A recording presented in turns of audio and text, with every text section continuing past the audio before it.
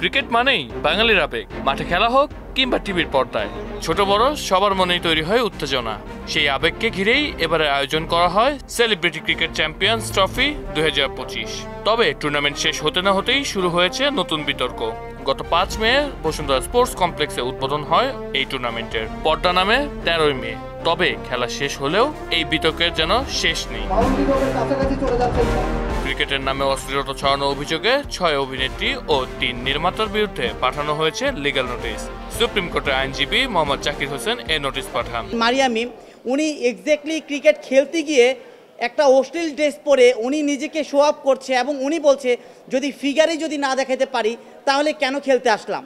তা মানে তাদের কিন্তু খেলাটা মূল উদ্দেশ্য নয়, তাদের মূল উদ্দেশ্য হলো যে তাদের ফিগার দেখানো এবং কি বিভিন্ন খারাপ যে নোংরামি ছড়ানো সেটা। কিন্তু আমরা চাই বাংলাদেশে যেন ক্রিকেটের নামে কোনো ধরনের অশ্লীলতা না ছড়ায় এবং এই ক্রিকেটের নামে যেন কেউ কাউকে ক্রিকেটকে কলঙ্কিত না করে। নোটিশে বলা হয় ক্রিকেট একটি পারিবারিক বিনোদন, অথচ এই টুর্নামেন্টে অংশ নেওয়া কিছু অভিনেত্রী শালীন পোশাক পরিধান না করে অশালীন অঙ্গভঙ্গিতে মাঠে নেমেছেন। এতে সমাজে ছড়াচ্ছে নেতিবাচক বার্তা।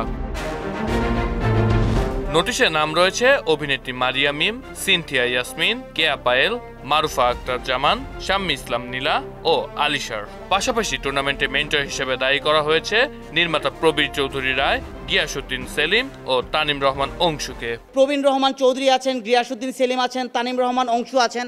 তারা হলো মেন্টরস। তারা যেহেতু এই কাজটাকে তারা প্রমোট করছে এবং কি কোনোভাবে তারা এই অশ্লীলতাটাকে বেসিক্যালি সরিয়ে নিয়ে আসছে না, তাদেরকে আমরা একটা 15 দিনের সময় দিয়েছি যেন 15 দিনের ভিতরে কেন ক্রিকেট লিগ 2025 সেলিব্রিটি নামে অশ্লীলতা ছড়াচ্ছে তার যেন জবাব প্রদান করে। আনলেস আমরা কিন্তু তাদের বিরুদ্ধে ডিফরমেশনে মামলা করব এবং কি অশ্লীলতা ছড়িয়ে কেন দিচ্ছে তারা ক্রিকেট লিগ নামে সেই প্রেক্ষিতে কিন্তু আমরা আইনগত ব্যবস্থা নেব। নোটিশে আরো বলা হয় বাংলাদেশের বেশিরভাগ মানুষ ইসলাম ধর্মে বিশ্বাসী, তাই খেলায় শালীন পোশাক ও আচরণ বজায় রাখা উচিত। খেলোয়াড়দের শালীনতা বজায় রেখে খেলার অনুরোধও জানানো হয়েছে বলেও জানান তিনি। ক্রিকেটের নামে বিনোদন হতেই পারে, তবে সেটি যেন না হয় অশ্লীলতার ছত্রছায়া। এখন দেখার পালা এই লিগ্যাল নোটিশের জবাবে কি বলেন তারকারা। সেলিব্রিটি ক্রিকেটকে ঘিরে এই বিতর্ক কোথায় গড়ায় সেটাই এখন আলোচনা কেন্দ্রবিন্দু। মুনতাসির মামুন, মোহনা সংবাদ,